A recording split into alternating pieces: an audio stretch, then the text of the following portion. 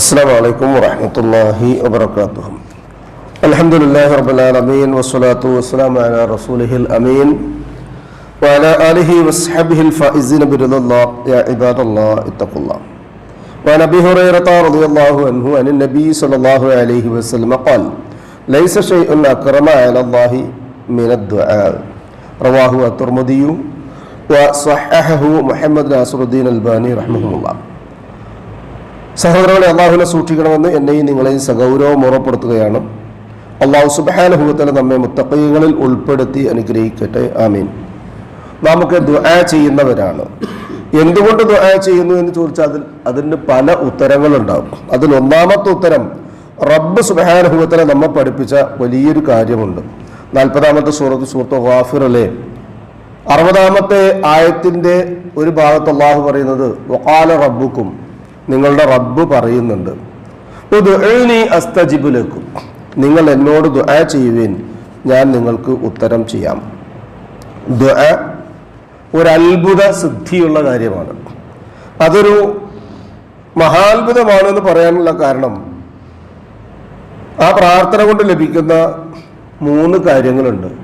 അതിൽ ഒന്നാമത്തേത്, അല്ലാഹു സുബ്ഹാനഹു വ തആലയോട് ആത്മാർത്ഥമായി വിശ്വാസത്തോടുകൂടി ഒരു വ്യക്തി ദുആ ചെയ്താൽ ആ ദുആയെ അല്ലാഹു സുബ്ഹാനഹു വ തആല തിരസ്കരിക്കുകയില്ല. അതുവഴി അയാൾക്ക് 3 ഗുണങ്ങളാണ് കിട്ടുക. ഒന്ന്, അയാൾ എന്തൊരു കാര്യത്തിന് വേണ്ടിയാണോ ദുആ ചെയ്തത്, അതൊരു നല്ല കാര്യം സംഭവിക്കാൻ വേണ്ടിയാകാം, അല്ലെങ്കിൽ ഒരു ഭവിഷ്യത്ത് നീങ്ങി കിട്ടാൻ വേണ്ടിയാകാം, ശാരീരികമായതോ മാനസികമായതോ കുടുംബപരമായതോ സാമ്പത്തികമായതോ ആയ ക്ലേശങ്ങളിൽ നിന്ന് ഉത്ഭവിക്കുന്നതാകാം. ഏതായിരുന്നാലും ആ ചെയ്ത ദുആയ്ക്ക് ഉത്തരമുണ്ടാകും, കാലതാമസം എടുത്താൽ പോലും. രണ്ടാമത്തേത്, അയാൾക്ക് അല്ലാഹു സുബ്ഹാനഹു വ തആല ദുനിയാവിൽ ആ ദുആയ്ക്ക് ഉത്തരം നൽകിയില്ല എങ്കിൽ അയാൾ അകപ്പെടാൻ സാധ്യതയുള്ള മഹാവിപത്തിൽ നിന്ന് ആ ദുആ ചെയ്ത വ്യക്തിയെ ദുആ ചെയ്തു എന്നുള്ളത് ഒറ്റ പരിഗണന വെച്ചുകൊണ്ട് അള്ളാഹു രക്ഷപ്പെടുത്തും. മൂന്നാമത്തേത്, ഒരുപക്ഷെ അതുണ്ടായില്ല എന്ന് വരാം. മൂന്നാമത്തേത്, ആത്മാർത്ഥമായി ദുആ ചെയ്ത വ്യക്തി എന്നുള്ള നിലയിൽ ഇഹലോകത്ത് അതിന് ഉത്തരം കൊടുത്തില്ല, അപകടങ്ങളിൽ നിന്നും പ്രയാസങ്ങളിൽ നിന്നും അയാൾക്ക് രക്ഷയും കിട്ടിയില്ല എങ്കിൽ പരലോകത്ത് അല്ലാഹു സുബ്ഹാനഹു വ തആല ആ വ്യക്തിക്ക് അതിന്റെ ഗുണം നൽകുമെന്നും ഹദീസിൽ നമുക്ക് മനസ്സിലാക്കാൻ കഴിയും.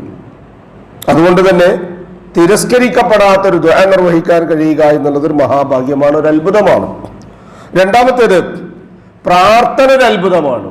2 സംഭവങ്ങൾ പറയാം. ഒന്ന്, ഡോക്ടർ ഇഷാൻ അഹമ്മദ്, പാകിസ്ഥാൻകാരനായ ഇഷാൻ അഹമ്മദ്, ആ നാട്ടിലെ വലിയ ഒരു ഡോക്ടറാണ് അദ്ദേഹം ചികിത്സിച്ചാൽ ഏത് രോഗവും മാറുമെന്നാണ് പൊതുവെ ജനങ്ങളുടെ ഒരു ധാരണ.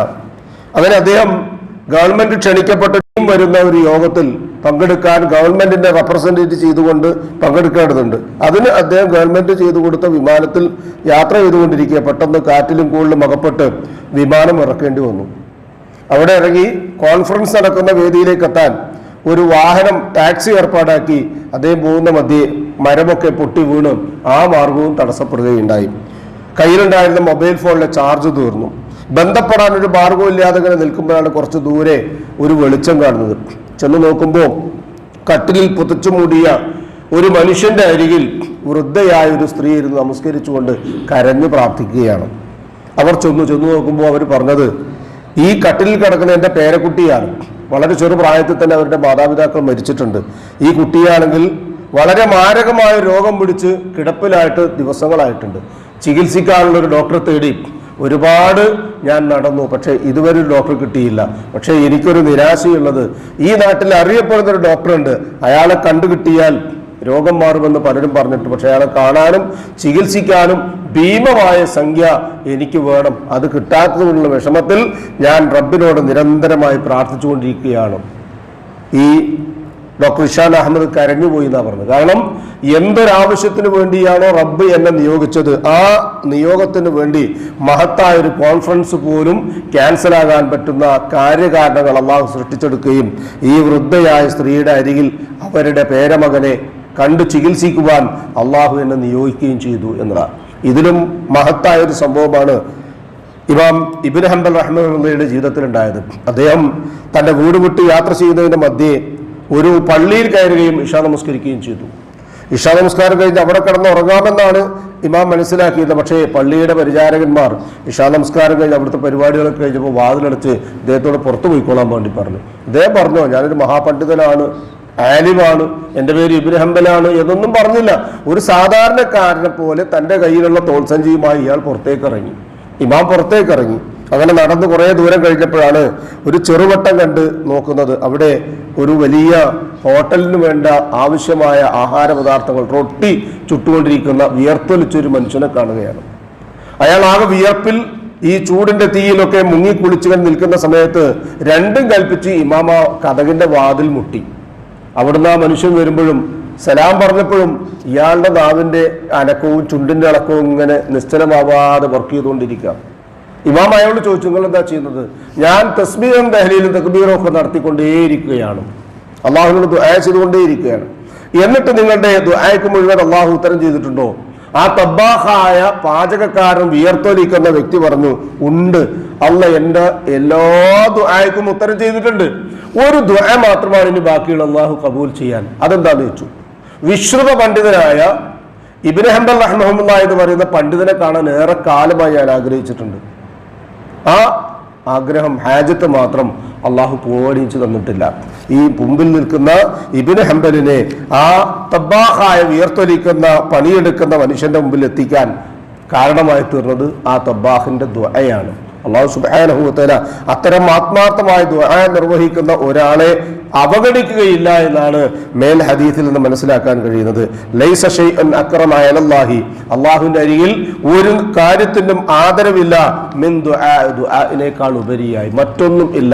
ഒരാൾ ദുആ ചെയ്യുന്നുണ്ടെങ്കിൽ ആ ദുആ ചെയ്യുന്ന വ്യക്തിയെ ദുആ ചെയ്യുന്നു എന്നത് വെച്ചുകൊണ്ട് തന്നെ അള്ളാഹു പരിഗണിക്കുക തന്നെ ചെയ്യും. അതുകൊണ്ട് ദുആ എന്ന് പറഞ്ഞാൽ അള്ളാഹുവിനോട് നൽകുന്ന ആ ഒരു അപേക്ഷിച്ചാൽ ഉപേക്ഷിക്കാത്ത റബ്ബിനോട് നൽകുന്ന പ്രാർത്ഥന മഹത്തരമാണ്. അള്ളാഹു സുബ്ഹാനഹു വ തആല ആത്മാർത്ഥമായി ദുആ ചെയ്യാനും അതിന്റെ എല്ലാ സൽബലങ്ങളും ഇഹലോകത്തും പരലോകത്തും ലഭിക്കാനും നമുക്ക് ഏവർക്കും തൗഫീഖ് നൽകി അനുഗ്രഹിക്കട്ടെ.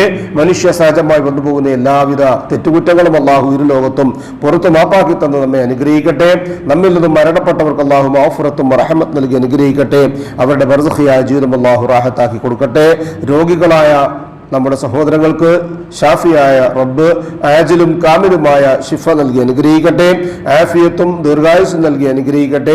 അവനവന്റെ കാര്യങ്ങൾ നിർവഹിക്കുവാൻ ആവശ്യമായ സുഹത്തും താഖത്തും ആഫിയത്തും അല്ലാഹു സുബ്ഹാനഹു വ തആല നമുക്ക് ഏവർക്കും ജീവിതത്തിന്റെ എല്ലാ രംഗത്തും നൽകി അനുഗ്രഹിക്കട്ടെ.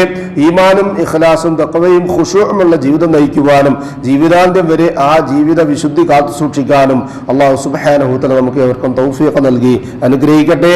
മരണസമയത്ത് അഫ്ളലു ദിക്ർ ലാ ഇലാഹ ഇല്ലല്ലാഹ് എന്ന കലിമ കാമിലായ ഈമാനോടുകൂടി പറഞ്ഞ് പുഞ്ചിരിയോടുകൂടി കണ്ണടയ്ക്കാൻ ഭാഗ്യം ലഭിക്കുന്ന മുത്തഖീകളിൽ അല്ലാഹു സുബ്ഹാനഹു വ തആല നാം ഏവരെയും ഉൾപ്പെടുത്തി അനുഗ്രഹിക്കട്ടെ. ശാരീരികവും സാമ്പത്തികവും മാനസികവുമായ എല്ലാവിധ പ്രയാസങ്ങളിൽ നിന്നും അല്ലാഹു നമുക്ക് രക്ഷയും സമാധാനവും ആശ്വാസവും നൽകി അനുഗ്രഹിക്കട്ടെ. നമ്മോട് ദുആയ്ക്ക് വസിയത്ത് ചെയ്തവരുടെ നല്ല മുറാദുകൾ അല്ലാഹു ഹാസിലാക്കുകയും പ്രയാസങ്ങളും ബുദ്ധിമുട്ടുകളും അല്ലാഹു എളുപ്പമാക്കുകയും ചെയ്യട്ടെ. നാളെ ജന്നാത്തുൽ ഫിർദൗസിന്റെ ഉടമകളായ അമ്പിയാക്കളും മുർസലുകളും ഔലിയാക്കളും സലഫ് സാലികളും സിദ്ദീഖുകളും ശുഹദാക്കളും ഉള്ള സ്വർഗ്ഗത്തിൽ പ്രവേശിക്കുവാൻ സാധുക്കളായ നമ്മുടെ മാതാപിതാക്കൾക്കും നമുക്കും കൂട്ടുകുടുംബങ്ങൾക്കും അല്ലാഹു തൗഫീഖ് നൽകി അനുഗ്രഹിക്കട്ടെ. അല്ലാഹുമ്മ യഗ്ഫിർ ലിൽ മുഅ്മിനീന വൽ മുഅ്മിനാത്ത് വൽ മുസ്ലിമീന വൽ മുസ്ലിമാത്ത് അൽ അഹ്യാഇ മിൻഹും വൽ അംവാത്ത് ഇന്നക മുജീബുദ് ദഅവാതി യാ ഖാദിയൽ ഹാജാത്ത്. റബ്ബനാ തഖബ്ബൽ മിന്നാ ഇന്നക അൻതസ് സമീഉൽ അലീം വതുബ് അലൈനാ ഇന്നക അൻതത് തവ്വാബുർ റഹീം വഗ്ഫിർ ലനാ യാ ഗാഫിറൽ മുദ്നിബീൻ.